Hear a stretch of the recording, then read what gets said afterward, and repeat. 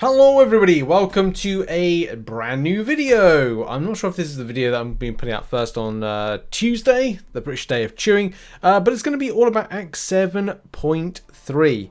So, for a lot of you that do know, is that I've been kind of like trying to get at least a good chunk of 7.3 done. I will be going through the completion, which would be part of like different things, but when I'm kind of like in the mood, I like to do like a couple of paths, and especially kind of like do some stuff. So, like I'm doing 7.3, and hopefully before 7.4 is released, which, let's face it, is more than likely going to be next month. By the way, keep locked to the channel because on Friday should be announcement of new content day, so you'll find out with the release notes and that stuff. So I'm kind of working my way through this, doing well, I've done the completion of a good chunk of this, and on stream you'll be seeing me kind of do the rest of it as I kind of tackle things like paradox paths and stuff like that. But I wanted to do a video like on some like fun fights and fun interaction that I had with 7.3.1, and do a similar thing for 7.3.2. 3.3, blah, blah, blah, blah, blah, and stuff like that, especially as I grind through it. So I just want to go over two paths in particular, some really cool champion interaction and fun that I had with taking down the Ultron boss. So yeah, let's do a little bit of a highlight reel. And if anybody is just interested on the champions that I used in the past I'm going up against, it's the Paradox block path, which I am using King Groot and Magneto, two great OP kind of like MVP champions, and Run and Gun, which is using White Magneto and a Doctor Doom combination. The paths in particular, Run and Gun being this. So Run and Gun has Mighty Charge, and the way that I'm countering Mighty Charge is to have White Magneto actually having two, because that meant that I was able to parry, which as a passive stun is able to do with Mighty Charge. It's not the correct, you don't have to do it that way. I just kind of like the fact that I'm able to kind of deal with that, keep the parry, keep the aggression, stuff like that. And the other path, oh, and it's also kind of powerful from afar, without, just to make you aware of, but also this path here, which is Paradox block. And the problem with this is pumping iron. You will find as soon as you do a well-timed block, you will be nullified, which is really annoying, and you have to kind of like monitor that. But I found that there were certain champions that I wouldn't say bypassed that, but dealt with them, and that was King Groot and Magneto, Red Magneto to be exact. So that's the champions I'm going to use. Let's first of all start with this one here, which is Run and Gun and Mighty Charge.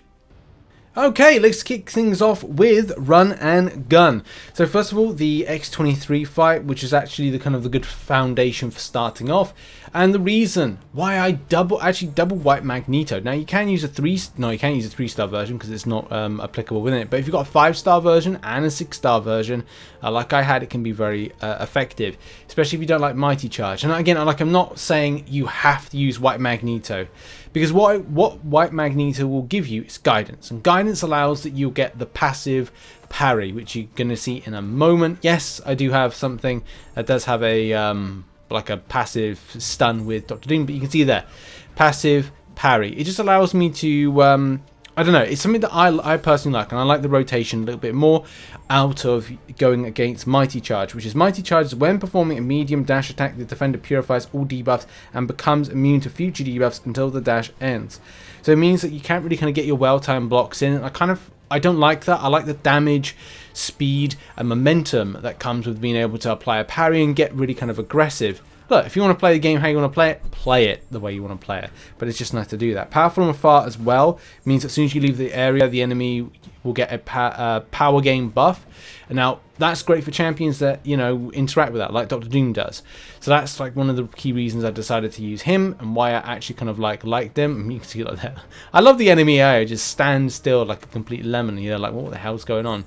Just like the rotation of how it worked with Doctor Doom, like the aggression a little bit with it, just kind of like really was just into it and interested by it. Especially like, you know, I'm like, what's this AI going to do? Because I had some issues with the kind of way it responds. But, you know, get the W, and that's the main thing, getting the W from this. So using 2 White Magnetos, which you can do, you can't use anything lower than a 5-star, which sucks, because you like, oh, you know, I'd like to use this for the synergies, or no, I'd like to use this because, you know, for this. So it's like, it is a very kind of like one-sided thing. You don't need to use White Magneto. That's something just to point out. I mean, this is just kind of like, an expedition, what's the word? It's not, it's an exhibition type video. So like, don't kind of say, oh, I have to have this in order to do it. Like, you can use so many champions, especially ones that kind of do passive based effects that are kind of like strong in debuffs. You could intercept a lot more, and that's the thing, you know, maybe best to intercept a lot more. Maybe it's best to kind of like have something that controls the power element to it. But a lot of the champions on the route have very easy avoidable specials, except for Agent Venom, which I do think is a bit of a kind of like an annoyance. But apart from that, it's all good because the rotations are kind of like super fun, and we like it. There's also, and that's because they've got Perforate, which is both champions' special attacks are unblockable, so that's kind of annoying. Like, I don't really kind of like that too much, but you know, that's down to Kabam on how they kind of like they build their content out and how fun or not fun it is. But definitely, like, it's just all about, I love making situations easier for myself, and I felt that definitely with this passive parry element of guidance with White Magneto, which is something that, if you've seen some of my previous videos, I was really excited to pick him up as a 6-star. And that's kind of so important because it just opens up my kind of options of availability. And even on this route, which I said I did double White Magneto to get double guidance, and this is because I didn't plan to use Magneto once. But if I had a Doctor Doom, and the least I could say I can get, because you only get 6 guidance or 6 persistent charges, and it costs 2 persistent charges to activate guidance, and I actually needed to activate it for all of the fights, just the interaction and fun and cheese and stuff.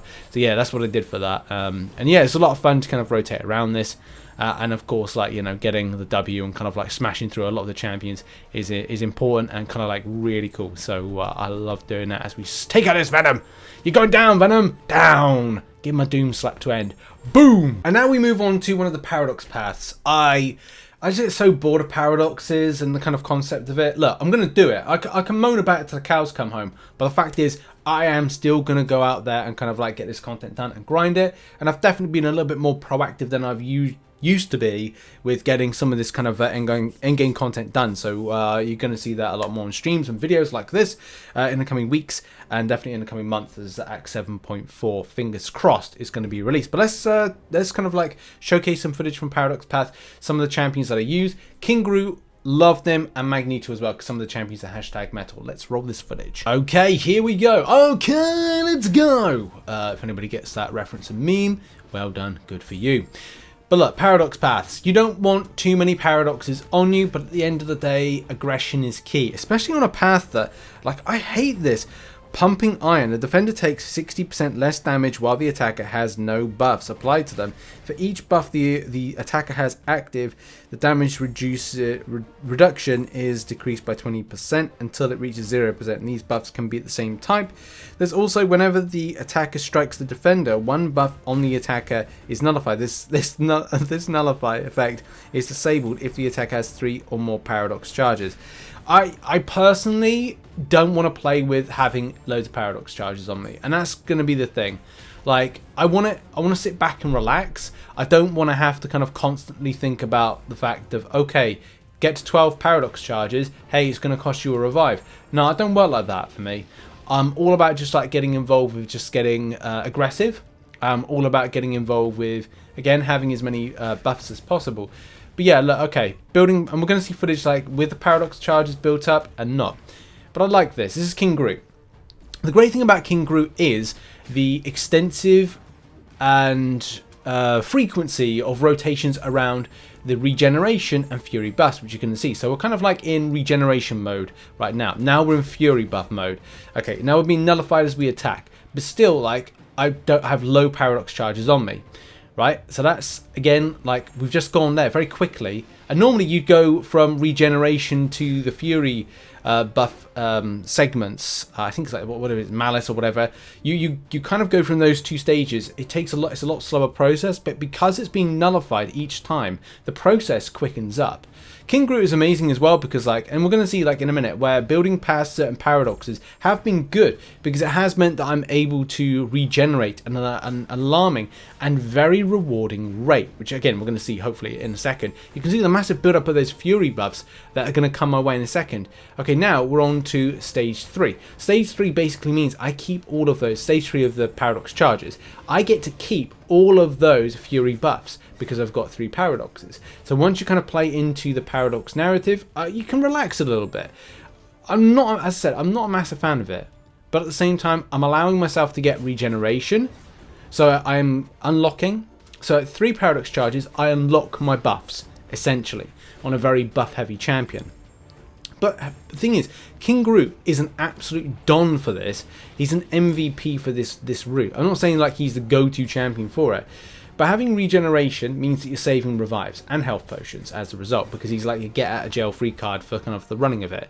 If you do want to play lower than, like, there we go, I'm down on paradoxes, is it going to be so much of an issue for me? No, it's not. I can still play out the champion in a similar way. It's just going to mean that it's going to take a little bit more time. Okay, now I'm back up to 3 paradox charges, and this is good because it means that I can then start the aggression, throw in a very spicy SP2 on debuff damage, and get that poison off, which is going to help me immensely. So yeah, that's one thing as well. This is because this is the paradox block. It means that, well, anytime I do a well-timed block, hey, I'm going to have my stuff nullified. But it's still okay. Look at the regen. Like, I started off this fight in low regeneration, low health. That's the word. Low health. And now I'm like charging up. Like, great. That rotation there, very, very good.